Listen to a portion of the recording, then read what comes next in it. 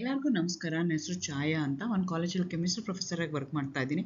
ನನ್ನ ಇಂಟೆನ್ಷನ್ ಏನು ಈ ಚಾನೆಲ್ನ ಸ್ಟಾರ್ಟ್ ಮಾಡೋದಕ್ಕೆ ಅಂದರೆ ಸಾಧ್ಯ ಆದಷ್ಟು ಕೆಮಿಸ್ಟ್ರಿ ರಿಲೇಟೆಡ್ ಟಾಪಿಕ್ನ ಸಿಂಪಲಾಗಿ ಕನ್ನಡದ ಹೇಳುವಂಥ ಪ್ರಯತ್ನ ಮಾಡ್ತಿದ್ದೀನಿ. ಕೆಮಿಸ್ಟ್ರಿ ಇಷ್ಟ ಇಲ್ದಿರೋರ್ಗೂ ಕೆಮಿಸ್ಟ್ರಿ ಕಡೆಗೆ ಸೆಳೆಯುವಂಥ ಪ್ರಯತ್ನ ನಾನು ಚಾನಲ್ ಮುಖಾಂತರ ಮಾಡ್ತಾ ಇದ್ದೀನಿ. ಸದ್ಯಕ್ಕೆ ನೀವೇನಾದರೂ ಫೈನಲ್ ಇಯರಲ್ಲಿ ಇದ್ದೀರಾ, ಕೆಮಿಸ್ಟ್ರಿನ one of the major subject ಆಗಿ ತೊಗೊಂಡಿದ್ದೀರಾ, ಕಿತ್ತೂರು ರಾಣಿ ಚೆನ್ನಮ್ಮ ಯೂನಿವರ್ಸಿಟಿನಲ್ಲಿ ಓದ್ತಾ ಇದ್ದೀರಾ ಅಂತಂದರೆ ನಿಮ್ಗೆ ಆಲ್ರೆಡಿ ಗೊತ್ತಿರುತ್ತೆ 2 ಪೇಪರ್ ಇರುತ್ತೆ, 5T 6T ಅಂತ. 5T ವೀಡಿಯೋಸ್ನ ನಾನೀಗ ಅಪ್ಲೋಡ್ ಮಾಡ್ತಾ ಇದ್ದೀನಿ.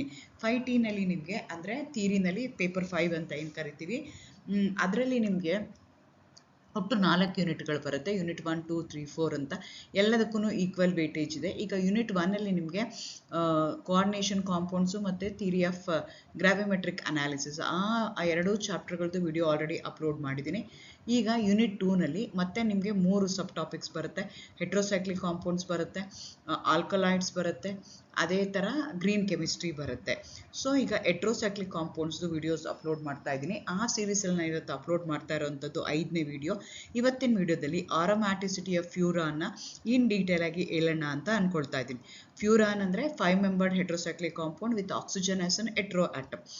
ಸೊ ಆರೋಮ್ಯಾಟಿಕ್ ಅಂತ ನೀವು ಕನ್ಸಿಡರ್ ಮಾಡ್ತೀನಿ ಅಂತಂದರೆ it should follow the Huckel's rule. Huckel's rule ಏನು ಹೇಳುತ್ತೆ, 4n+2 pi ಎಲೆಕ್ಟ್ರಾನ್ಸ್ ನಿಮ್ಮ ಸಿಸ್ಟಮಲ್ಲಿ ಇರಬೇಕು ಅಂತ ಹೇಳುತ್ತೆ. ಅದು ಇದೆಯಾ ಇಲ್ವಾ ಇನ್ ಫ್ಯೂರಾನಲ್ಲಿ ಅಂತ ಕನ್ಸಿಡರ್ ಮಾಡ್ಬೋದು.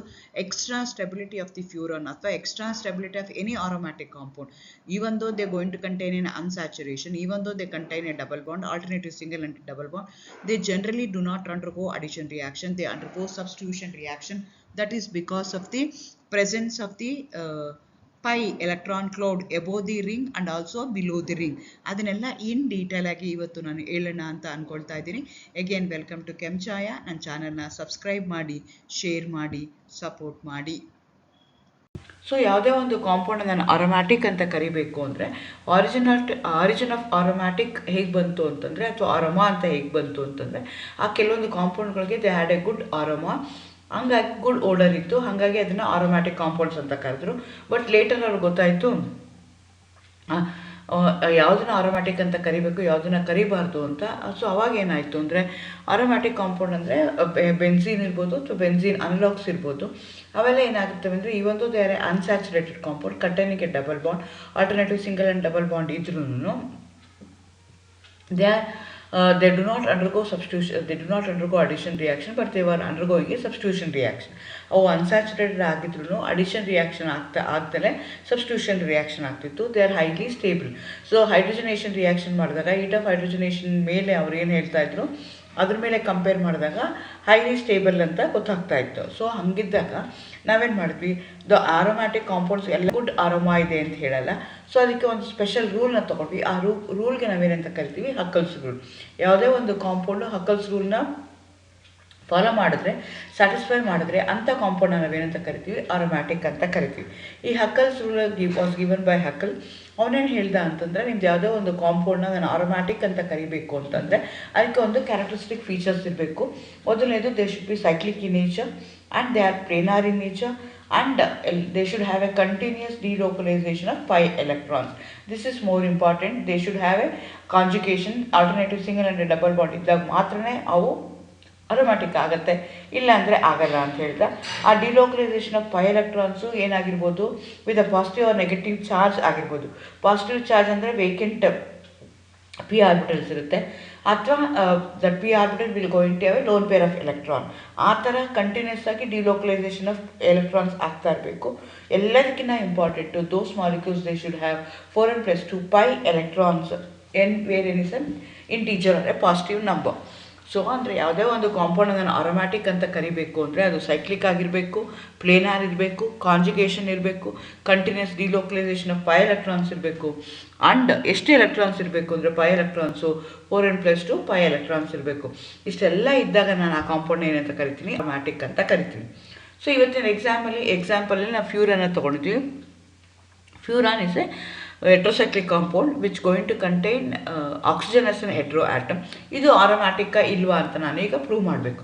ಸೊ ಪ್ರೂವ್ ಮಾಡಬೇಕು ಅಂದರೆ ನನಗೆ ಏನೇನು ಹೇಳಬೇಕು, ಈ ಮಾಲಿಕ್ಯೂಲ್ ಸೈಕ್ಲಿಕ್ಕಾ, ಪ್ಲೇನಾರ, ಡಿಲೋಕಲೈಸೇಷನ್ ಆಫ್ ಪೈ ಎಲೆಕ್ಟ್ರಾನ್ಸ್ ಆಗ್ತಾ ಇದೆಯಾ, ಎಲ್ಲದಕ್ಕಿಂತ important Huckel's number of pi electrons ಇದೆಯಾ ಇಲ್ವಾ ಅಂತ ನಾನು ಚೆಕ್ ಮಾಡಬೇಕಾಗತ್ತೆ. ಸೊ ಇದು ಒಬೆ ಮಾಡುತ್ತೆ, ಹಂಗಾಗಿ ಇದನ್ನು ನಾನು ಆರೋಮ್ಯಾಟಿಕ್ ಅಂತ ಅಂತ ಕರಿತೀನಿ. ಸೊ ಏಕೆ ನಾನು ಮುಂಚೆನೇ ಹೇಳ್ದಂಗೆ furan is a 5-membered heterocyclic compound containing oxygen as an hetero atom. So based on I am going to tell you. So ಈಗ ನನಗೆ ಏನೇನಿದೆ, ಯಾವ್ಯಾವ ಎಲಿಮೆಂಟ್ಸ್ ಇದೆ, ಕಾರ್ಬನ್ ಒಂದಿದೆ, ಆಕ್ಸಿಜನ್ ಒಂದಿದೆ.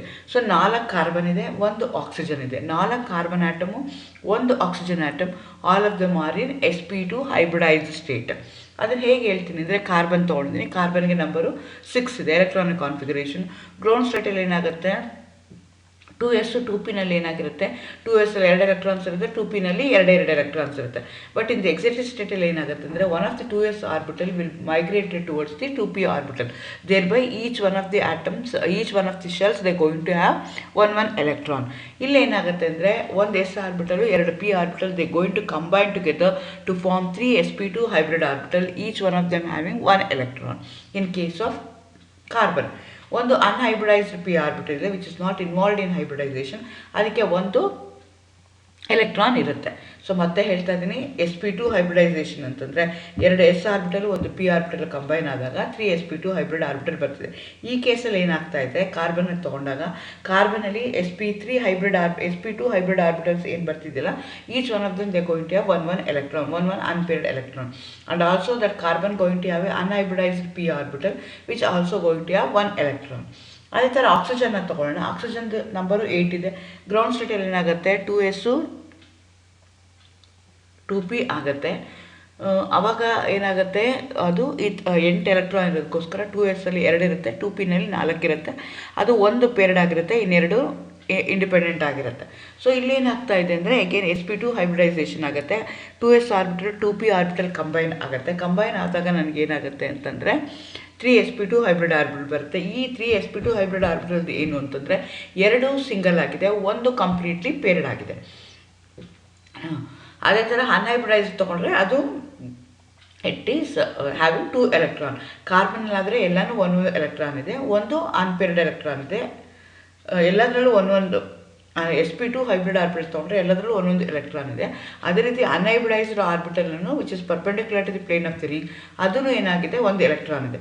ಆಕ್ಸಿಜನ್ನ ತೊಗೊಂಡ್ರೆ sp2 ಹೈಬ್ರಿಡ್ ಆರ್ಬಿಟಲ್ ಇದೆ. Out of 3 sp2 hybrid orbital 2 will going to have a single ಆಗಿರುವಂಥ ಎಲೆಕ್ಟ್ರಾನ್ ಇದೆ, 1 ಕಂಪ್ಲೀಟ್ಲಿ ಫಿಲ್ಡ್ ಆಗಿದೆ. ಅದೇ ಥರ ನಾನು ಅನ್ಹೈಬ್ರಿಡೈಸ್ಡ್ p ಆರ್ಬಿಟಲ್ ತೊಗೊಂಡ್ರೆ ಇಲ್ಲಿ ನನಗೆ 2 ಎಲೆಕ್ಟ್ರಾನ್ ಇದೆ. ಸೊ ಬೇಸ್ಡ್ ಆನ್ ದಿಸ್ ಏನಾಗುತ್ತೆ ಅಂತ ಹೇಳ್ತೀನಿ.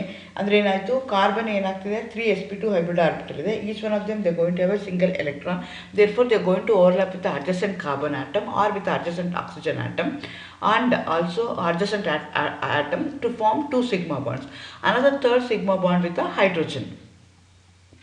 ಆದರೆ ಕಾರ್ಬನ್ನ ತೊಗೊಂಡ್ರೆ ಕಾರ್ಬನ್ ಆ ಥರ ಫಾರ್ಮ್ ಮಾಡ್ತಾರೆ. ಅದೇ ಥರ ಆಕ್ಸಿಜನ್ನ ತೊಗೊಂಡ್ರೆ ಆಕ್ಸಿಜನ್ ಏನು ಮಾಡುತ್ತೆ, 2 ಬಾಂಡ್ ಅಷ್ಟೇ ಫಾರ್ಮೇಷನ್ ಮಾಡುತ್ತೆ. Because it going to 2 unpaired electrons ಇರುತ್ತೆ, 1 ಸಿಂಗ್ಲಿ ಆಗಿರುವಂಥದ್ದು 2 ಇರೋದಕ್ಕೋಸ್ಕರ it going to form a 2 bond, 1 ಅದೇ ಥರ ನನಗೆ ಎಕ್ಸ್ಟ್ರಾ ಉಳ್ಕೊಳ್ಳುತ್ತೆ. ಸೊ ಇದನ್ನು ನೀವು ಕೇರ್ಫುಲ್ಲಾಗಿ ಅಬ್ಸರ್ವ್ ಮಾಡಬೇಕಾಗತ್ತೆ. ಆಕ್ಸಿಜನಲ್ಲಿ ಏನಾಗ್ತಾ ಇದೆ, ನನಗೆ ಒಟ್ಟು 3 sp2 hybrid orbital. Out of 3 sp2 hybrid orbital it can form only 2 bonds with adjacent carbon atom. ಯಾಕೆ ಅಂತಂದರೆ ಅವೆರಡು ಸಿಂಗಲ್ ಆಗಿದೆ, ಪೇರ್ಡ್ ಆಗಿರುವಂಥದ್ದನ್ನು ಅದು ಹಾಗೇ ಇರುತ್ತೆ. ಅದಕ್ಕೆ ಬೇಕು ಅಂದಾಗ ಏನು ಮಾಡುತ್ತೆ, ಅದು ಇನ್ವಾಲ್ವ್ ಮಾಡ್ಕೊಳುತ್ತೆ ಬಾಂಡಿಂಗಲ್ಲಿ, ಇಲ್ಲ ಅಂದರೆ ಇಲ್ಲ. ಸೊ ಅದು ಇಂಪಾರ್ಟೆಂಟು ಆಗುತ್ತೆ. ಅದೇ ಥರ each one of them carbon ಆಟಮ್ಗೆ 1 p ಆರ್ಬಿಟಲ್ ಇದೆ, having 1 electron which is perpendicular to the plane of the ring. So ಅವಾಗ ಏನಾಗ್ತಾ ಇದೆ ಅಂದರೆ, ನನಗೆ ಎಲ್ಲ ಕಾರ್ಬನ್ ಮೇಲೆ 1 ಇದೆ, ಆಕ್ಸಿಜನ್ ಮೇಲೆ 2 ಇದೆ. ಆಕ್ಸಿಜನ್ದು ನನ್ನ ಎಲೆಕ್ಟ್ರಾನಿಕ್ ಕಾನ್ಫಿಗರೇಷನ್ ನೋಡಿದಾಗ ಅನ್ಹೈಬ್ರಿಡೈಸ್ಡ್ p ಆರ್ಬಿಟಲ್ಲಿ 2 ಎಲೆಕ್ಟ್ರಾನ್ ಇತ್ತು, ಹಾಗಾಗಿ ಡಿಲೋಕಲೈಸೇಷನ್ ಆಫ್ 5 ಎಲೆಕ್ಟ್ರಾನ್ಸ್ ಆಗ್ತಾ ಇದೆ. ಮಾಲಿಕ್ಯೂಲು ಸೈಕ್ಲಿಕ್ ಆಗಿದೆ, ಮಾಲಿಕ್ಯೂಲು ಪ್ಲೇನರ್ ಆಗಿದೆ, ಕಂಟಿನ್ಯೂಸ್ ಡಿಲೋಕಲೈಸೇಷನ್ ಆಫ್ 5 ಎಲೆಕ್ಟ್ರಾನ್ಸ್ ಆಗ್ತಾ ಇದೆ. ಹೇಗೆ ಅಂದರೆ 4 ಕಾರ್ಬನ್ದು 2 ಆಕ್ಸಿಜನ್ ಮೇಲಿರುವಂಥ ಎಲೆಕ್ಟ್ರಾನ್ಸು ಕಂಟಿನ್ಯೂಸ್ ಆಗಿ ಏನಾಗ್ತದೆ, ಮೂವ್ ಆಗ್ತಾ ಇದೆ. Thereby you are going to have a 1 plane above the ring, other one below the plane. So thereby it going to form a aromatic sextet. So you are going to have a delocalized by a molecular orbital above the plane and also below the plane. So this makes molecule highly stable. Therefore it do not undergo substitution reaction. It do not undergo addition reaction. It undergoes only substitution reaction. So ಎಲ್ಲನೂ summarise ಮಾಡೋದು ಅಂತಂದರೆ ಇದನ್ನು 4 mark question ಕೇಳ್ತಾರೆ. First ನೀವೇನು ಹೇಳಬೇಕು ಅಂದರೆ ಅದರದ್ದು structure ಬರೀಬೇಕು, ಅದ್ರ ಎಷ್ಟು 5 ಮೆಂಬರ್ಡ್ ರಿಂಗ 6 ಮೆಂಬರ್ಡ್ ರಿಂಗ that you have to mention. So here furan is a 5 membered ring, oxygen is an heteroatom. All atoms involved in a ring, all of them are in sp2 hybridized state. Carbon sp2 hybridized ಸ್ಟೇಟಲ್ಲಿದೆ, oxygen sp2 hybridized ಸ್ಟೇಟಲ್ಲಿದೆ. So ಏನಾಗುತ್ತೆ, sp2 hybridized ಸ್ಟೇಟಲ್ಲಿರುವಂಥ carbon ಮತ್ತು oxygen ಏನು ಮಾಡುತ್ತೆ, they going to overlap with each other, thereby forming a pentagon planar ring ಬರ್ತಾ ಹೋಗುತ್ತೆ. ಅದೇ ಥರ ಅನ್ಹೈಬ್ರಿಡೈಸ್ಡ್ p ಆರ್ಬಿಟಲ್ ತೊಗೊಂಡ್ರೆ 4 ಕಾರ್ಬನ್ ಆಟಮು 1 ಎಲೆಕ್ಟ್ರಾನ್ ಇದೆ which is perpendicular to the plane of the ring. Oxygen ತೊಗೊಂಡ್ರೆ 2 electron ಇದೆ, thereby they are going to have 6 electrons, 6 pi electrons which is an Huckel number. They are going to overlap laterally to form the above and below the plane. They are going to form a aromatic sextile, thereby it going to follow the Huckel's rule where n is equal to 1. n ಗೆ 1 ಹಾಕೊಂಡಾಗ x pi electrons ಆಗಬೇಕು, 6 pi electrons ಆಗಬೇಕು. So ಈ ಮಾಲಿಕ್ಯೂಲಲ್ಲಿ ನನಗೆ ಏನಾಗ್ತದೆ, planar ಆಗಿದೆ, cyclic ಆಗಿದೆ, planar ಆಗಿದೆ, 6 pi electrons ಇದೆ which is an Huckel number. Therefore this is cyclic in nature, therefore this is aromatic in nature. Further it can be stabilized, further it can be confirmed by writing the resonating structure. Lone pair of electrons ಅಲ್ಲಿರುವಂಥ oxygen ಏನಾಗ್ತಾ ಇದೆ, 2 lone pair ಇದೆ, ಒಂದು which is involved in hybridisation, ಅದನ್ನು which is not involved in hybridisation.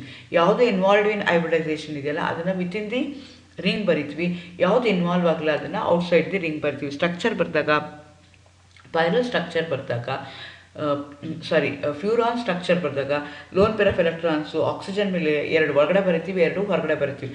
ಒಳಗಡೆ ಇರುವಂಥದ್ದು it is not free, it is involved in aromaticity. ಹೊರಗಡೆ ಇರುವಂಥ 2 lone pair of electrons it is free. So ಇದೇನಾಗುತ್ತೆ ಅಂದರೆ ಒಂದು ಕಡೆಯಿಂದ ಒಂದು ಕಡೆಗೆ ಮೂವ್ ಆಗ್ತಾ ಹೋಗುತ್ತೆ, thereby it going to stay for a longer time, there four it is more stable. This is the way I can explain the stability of furan based on aromaticity. Thank you.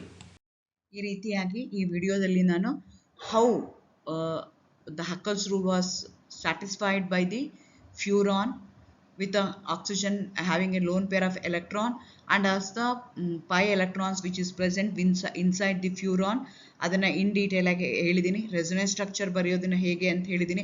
Extra stability of the ಫ್ಯೂರಾನ್ ಯಾವ ರೀತಿ ಆಗುತ್ತೆ ಅನ್ನೋದನ್ನು in detail ಆಗಿ ನಾನು explain ಮಾಡಿದ್ದೀನಿ. ನಿಮ್ಗೆ ಯಾವುದೇ ರೀತಿಯಾದಂಥ ಡೌಟ್ ಇದ್ದರೆ ನೀವು ಕಾಮೆಂಟ್ ಸೆಕ್ಷನಲ್ಲಿ ಕಾಮೆಂಟ್ ಮಾಡ್ಬೋದು.